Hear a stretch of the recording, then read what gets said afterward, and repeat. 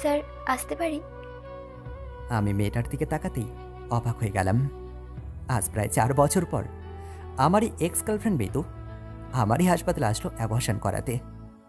সে আমাকে দেখেই থ হয়ে গেল। সে হয়তো জানতো না যে আমি হসপিটালে আছি। প্রায় 4 বছর ধরে আমি যাকে পাগলের মতো খুঁজেছি, তাকে শেষে এইভাবে দেখব, তা আমাকে অবাকের চরম সীমানায় পৌঁছে দিয়েছে। আজ থেকে প্রায় 4 বছর আগে আমি যখন মেডিকেলে পড়তাম, তখন মিতুর সাথে আমার রিলেশন ছিল। মেডিকেল থেকে পড়াশোনা শেষ করে ডক্টর হয়ে মিতুর বাবার সামনে যোগ্য পাত্র হয়ে দাঁড়াবো বলে লন্ডন থেকে এমবিবিএস করবো বলে ঠিক করলাম। কিন্তু মিতুকে লন্ডন যাওয়ার কথা বলতেই মিতু বারবার করে বলেছিল, আমাকে এভাবে একা ফেলে যেও না রাজ। আমাকে বাড়ি থেকে বিয়ের জন্য খুব চাপ দিচ্ছে। মাত্র 2টা বছর একটু ম্যানেজ করো মিতু। আমি 2 বছরের মধ্যেই তোমার যোগ্য পাত্র আর তোমার বাবার যোগ্য জামাই হয়ে ফিরে আসবো। 2 বছর ম্যানেজ করতে পারবো কিনা জানি না রাজ, তবে এইটা জানি যে তোমাকে ছাড়া আমি থাকতে পারবো না। আমাদের ভবিষ্যতের জন্য তোমাকে এটা পারতে হবে মিতু। আর খুব বেশি দিন তো নয় বলো, মাত্র 2টা বছর, দেখতে দেখতে কেটে যাবে। আমি পারবো না রাজ, সত্যি আমি পারবো না তোমাকে ছাড়া একা থাকতে। তুমি তো জানোই, তোমার সঙ্গে কথা না হলে, তোমার সঙ্গে দেখা না করলে আমার দিন কাটে না। আরে পাগলি, কে বলেছে কথা হবে না? আমি সারাদিন যতই ব্যস্ত থাকি না কেন, দিন শেষে তোমার সঙ্গে একবার হলেও কথা বলবো। আর দেখা, সেটা না হয় ভিডিও কলে হবে। তুমি শুধু এইটা ভাবো যে এই 2 বছরের বলিদানের জন্য আমরা সারাটা জীবন একসঙ্গে থাকতে পারবো, একসাথে থেকে সুন্দর একটা সংসার করতে পারবো। ওকে, তুমি যা ভালো মনে করো করো, কিন্তু আমি তোমাকে ভীষণ মিস করবো রাজ। আমিও তোমাকে ভীষণ মিস করবো মিতু, ভীষণ মিস করবো। এরপর কিছুদিন পর যখন আমি এমবিবিএস করার জন্য লন্ডনে চলে এলাম, তখন প্রথম 1 বছর তার সঙ্গে ভালো যোগাযোগ থাকলেও পরে কেন জানি মিতুর সঙ্গে কম কথা হতো। হঠাৎ একটা সময় তার সঙ্গে যোগাযোগ বন্ধ হয়ে যায়। তারপর থেকে আমাদের আর যোগাযোগ হয়নি। যখন দেশে ফিরলাম, তখন মিতুকে আমি পাগলের মতো খুঁজেছি। তারা তাদের বাড়িও চেঞ্জ করে ফেলেছিল। তারা অনেক বান্ধবীদের জিজ্ঞেস করেছিলাম তার ব্যাপারে, কিন্তু তারাও কিছু জানতো না। অনেক দিন খুঁজেছিলাম তাকে, কিন্তু পরে যখন জানতে পারলাম যে তার বিয়ে হয়ে গেছে, তখন যেন আমার মাথায় আকাশ ভেঙে পড়েছিল। মিতু কি করে পারলো এমনটা করতে? সে কি পারলো না আর কয়েকটা দিন আমার জন্য অপেক্ষা করতে? এটাই বুঝেছিল তার আমার প্রতি ভালোবাসা। নিজেকেও তখন অনেক বড় অপরাধী মনে হচ্ছিল, কারণ ওর তো কোনো দোষ ছিল না। একটা মেয়ে কতই বা চাপ সহ্য করতে পারে। আমারই ভুল হয়েছিল তাকে একা ফেলে চলে যাওয়া, কিন্তু আমারও যে কিছু করার ছিল না, কারণ তাকে পেতে হলে আমাকে তার নিজের যোগ্য পাত্র করতে হবে। কিন্তু নিয়তির কি খেলা দেখো, সারা বছর গাছ পরিচর্যা করে যখন ফল দেওয়ার সময় এসেছে, তখন গাছটাই ভেঙে পড়ল। জীবনে কি পাপ করেছিলাম জানি না, যার শাস্তি আমাকে এইভাবে পেতে হলো। তারপর মনে মনে সিদ্ধান্ত নিলাম যে সারা জীবন চিরকুমার হয়েই কাটিয়ে দেব, কারণ মৃত্যুর জায়গায় আমি কখনো কাউকে কল্পনাও করিনি, করিও না, আর করতেও পারবো না। কারণ তার প্রতি আমার ভালোবাসা ছিল অন্য 8-10টা ভালোবাসার থেকে আলাদা। মৃত্যুর জায়গায় অন্য কাউকে সেই অধিকার আমি কখনো দিতে পারবো না। এইভাবেই কেটে গেল আরও 2টা বছর। আজ আমি শহরের বড় ডাক্তারদের মাঝে একজন, তবুও মনে কিছু একটা অপূর্ণ রয়ে গেল। 4 বছর আগে সেই স্মৃতিগুলো আজও আমার মনের মধ্যে গেঁথে আছে। কিন্তু আজ আমি মৃত্যুকে এইভাবে দেখবো তা কোনোদিন কল্পনা করতে পারিনি। এই 4 বছরে কোনো পরিবর্তন হয়নি মেয়েটার, একদম আগের মতোই আছে। ভেবেছিলাম স্বামীর সংসারে সে হয়তো অনেক সুখেই আছে, তাহলে কেন আর সে অ্যাবর্শন করার জন্য আমার কাছে আসলো? বাচ্চা তো সৃষ্টিকর্তা দেওয়া একটা উপহার, তাহলে ও অন্য কিছু ভাবতে আমার বিবেকে বাধা দিচ্ছে। কারণ মৃত্যুর চরিত্রে আমি কখনো কোনো খারাপ কিছু দেখিনি। শিশির ভেজা ফুলের মতো পবিত্র ছিল আমার সেই মৃত্যু। দেখলাম মৃত্যু একা এসেছে, ভাবলাম নিশ্চয়ই কোনো গণ্ডগোল আছে, না হলে কেউ না থাক অন্তত স্বামী তো সেই সময় তার পাশে থাকতো। তাকে নিয়ে আলাদা একটা জায়গায় গিয়ে বসলাম। মাথা নিচু করে আসেছে, কোনো কথা বলছে না। ওকে মনের ভেতর জমে থাকা আক্ষেপ থেকে অনেক কিছুই বলে ফেললাম, তবুও মেয়েটা মাথা নিচু করে বসে আছে।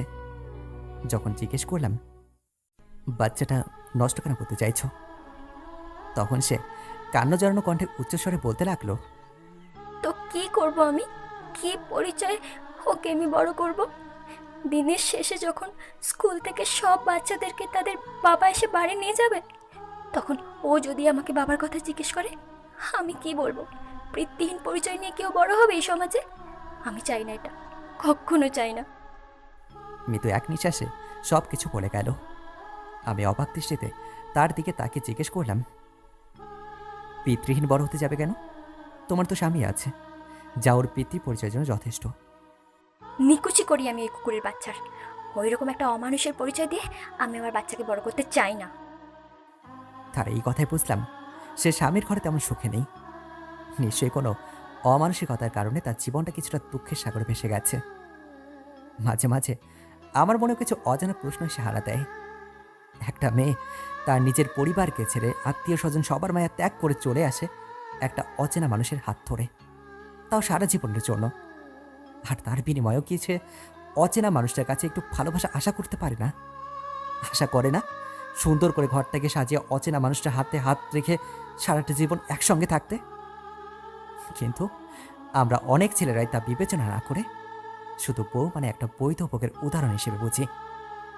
বলছি না সব ছেলেরা একরকম, কিন্তু কিছু কিছু ছেলে আছে যারা এর ব্যতিক্রম নয়। নিজের মনে ওঠা প্রশ্নগুলোকে দবিয়ে রেখে আমি ওকে জিজ্ঞেস করলাম, তোমার এই সিদ্ধান্তের ব্যাপারে তোমার স্বামীর কোনো আপত্তি নেই? এবারও শান্ত গলায় বলতে লাগলো, আমার ডিভোর্স হয়ে গেছে। তুমি চলে যাওয়ার পর আমি অনেক দিন বাড়িতে কোনো রকমে ম্যানেজ করেছিলাম, কিন্তু বাবারও তো একটা ধৈর্যের সীমা আছে। হুট করেই একদিন বাবা আমায় বলল আমার নাকি 2 দিন পর বিয়ে, ছেলের নাকি নিজস্ব বিজনেস আছে। বাবাকে অনেকবার রিকোয়েস্ট করেছিলাম, কিন্তু শেষে বাবার জেদের কাছে হার মেনে গেলাম। আমি ফিরে আসার পর তোমাকে অনেক খুঁজেছি, কিন্তু পাইনি। পরে যখন শুনলাম তুমি বিয়ে করে নিয়েছো, তখন নিজেকে কোনো রকমে বুঝে পরিস্থিতির সঙ্গে মানিয়ে নিয়েছি। আস্তে আস্তে একা থাকার চেষ্টায় নিজেকে অনেকটাই মানিয়ে নিয়েছি। কিন্তু তোমার ডিভোর্স হওয়ার কাহিনীটা কি? বিয়ের 2 মাস পরই ওর বাবা মানে আমার শ্বশুর মারা যায়, যার কারণে ও যেভাবে খুশি সেভাবে চলতো। বাধা দেওয়ার কেউ ছিল না। আমি কিছু বললেই উল্টে আমার সাথে রাগারাগি করতো। অনেক রাত করে বাড়ি ফিরতো, জুয়া খেলতো। জুয়া খেলতে খেলতে সব কিছুই ও বিক্রি করে দিল। পরে যখন বাড়িটা ছাড়া আর কিছুই রইল না, তখন আমার উপর প্রতি রাতেই অমানসিক অত্যাচার করতো। বলতো বাবার কাছ থেকে টাকা নিয়ে যেতে। বাবা কয়েকবার টাকা দিয়েও ছিল, কিন্তু ধীরে ধীরে লোভের মাত্রার সাথে আমাকে অত্যাচারের মাত্রাও বেড়ে গেল। তারপর ডিসিশন নিলাম ওর মতো অমানুষের সাথে আর নয়। একটা সময় ওকে ডিভোর্সও দিয়ে দিলাম, কিন্তু ওর সাথে ডিভোর্স হওয়ার পরেই আমি জানতে পারলাম যে আমি আমি মা হতে চলেছি। ওর কথাগুলো শুনে আমার চোখের কোণে জল জমে গেল। তখনই একটা ছোট্ট বাচ্চা এসে আমাকে জড়িয়ে ধরলো। তা দেখে মিতু বলল, তোমার ছেলেটা তো খুব সুন্দর।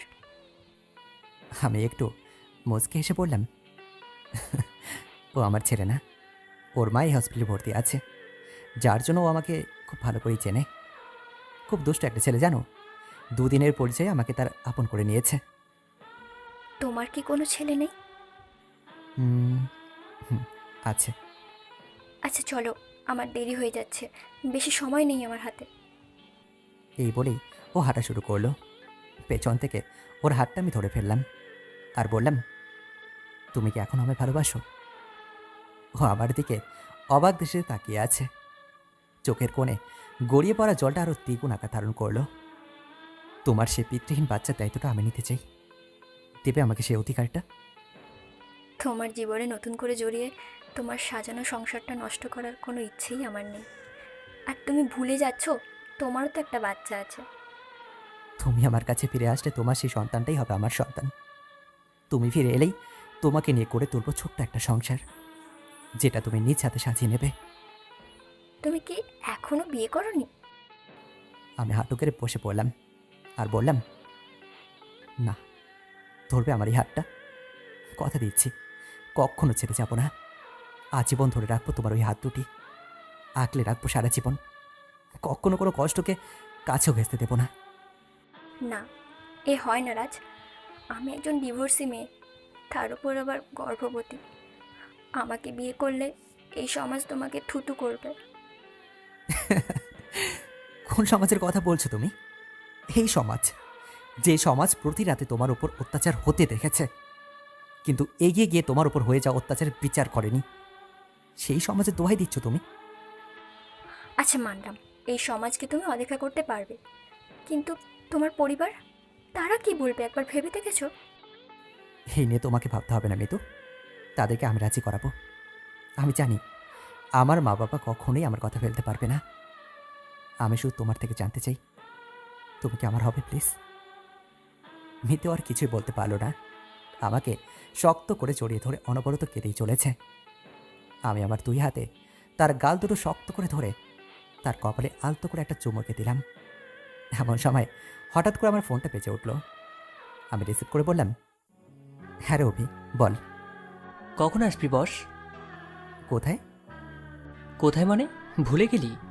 আজ না আঙ্কেল তাড়াতাড়ি তোকে বাড়িতে আসতে বললো। ও হ্যাঁ, বলেছে। তুই কি আমাদের বাড়িতে আছিস? হ্যাঁ, একটু আগে এলাম। আচ্ছা, তুই থাক, আমি কিছুক্ষণের মধ্যে আসছি। আর শোন, তোদের জন্য একটা সারপ্রাইজ আছে। সে কি? কি সারপ্রাইজ সে? এখন বলা যাবে না, বাড়িতে এলেই দেখতে পারবি। এই বলেই আমি কলটা কেটে দিয়ে মিতুকে নিয়ে আমাদের বাড়ির উদ্দেশ্যে রওনা দিলাম। গাড়ি করে যাওয়ার সময় মিতু আমাকে ভয়ার্ত কণ্ঠে বলল, রাজ, আমার না খুব ভয় করছে। যদি তোমার পরিবার আমাকে মেনে না নেয়, যদি অপমান করে তাড়িয়ে দেয়। সেরকম কিছু হবে না। আমি জানি তোমার সব কথা শুনলে আমার পরিবারও তোমাকে মেনে নেবে। তাই যেন হয় রাজ। তাই হবে শোনা। এরপর আমাদের গাড়িটা এসে থামলো আমাদের বাড়ির সামনে। বাড়ির ভেতর থেকে সবাই অনেক আগ্রহ নিয়ে আমার দিকে তাকিয়ে আছে যে আমি তাদেরকে কী সারপ্রাইজ দেব। আমি আর মিতু গাড়ি থেকে নামতেই মিতুকে দেখে মা এগিয়ে এসে বলল, এই মেয়েটা এখানে কেন রাজ? মা, ও আজ থেকে এখানেই থাকবে। এখানেই থাকবে মানে? আসলে মা, আমি আজ ওকে বিয়ে করব। বিয়ে করবি মানে কি রাজ? ওর তো একবার বিয়ে হয়ে গেছে। তুমি শান্ত হও মা, আমি তোকে সব বুঝে বলছি। এরপর আমি মাকে সব কিছু বুঝে বললাম। মা প্রথমে একটু অস্বীকার করলেও পরে আমার আর আমার ভবিষ্যতের কথা ভেবে মেনে নিল। কারণ তারা ভালো করেই জানে আমি মিতুকে বিয়ে না করলে সারা জীবন চিরকুমার হয়েই কাটিয়ে দেব। তাই হয়তো তারা মেনে নিতে এক প্রকার বাধ্যই হলো। পরের দিন ম্যারেজ রেজিস্ট্রি অফিসে গিয়ে আমরা আমাদের বিয়েটা সম্পন্ন করলাম। এরপর কেটে গেল 3টা বছর। এখন মিতুকে সবাই খুব আপন করে নিয়েছে। মিতু ভালোবাসা দিয়ে সবার মন জয় করে নিয়েছে। আমি হসপিটাল থেকে বাড়ি ফিরতেই আমাদের ছোট্ট মেয়ে স্নেহা দৌড়ে এসে আমাকে জড়িয়ে ধরলো আর বলতে লাগলো, পাপি পাপি, জানো মা আজকে আমাকে মেরেছে। তোমার মায়ের তো খুব সাহস বেড়েছে, তোমাকে মেরেছে না? দাঁড়াও, দেখাচ্ছি মজা। হুম, তুমিও মাকে খুব করে বকে দাও তো। হ্যাঁ মা, এক্ষুনি দিচ্ছি। এই হলো আমাদের সেই সন্তান যে 3 বছর আগে মিতুর গর্ভে ছিল। এখন আমরা সবাই মিলে হেসে খেলে আমাদের দিনগুলো পার করছি। এভাবেই শেষ হলো একটা হারিয়ে ফেলা ভালোবাসা আবার ফিরে পাওয়ার গল্প। ধন্যবাদ সবাইকে সম্পূর্ণ ভিডিওটা দেখার জন্য।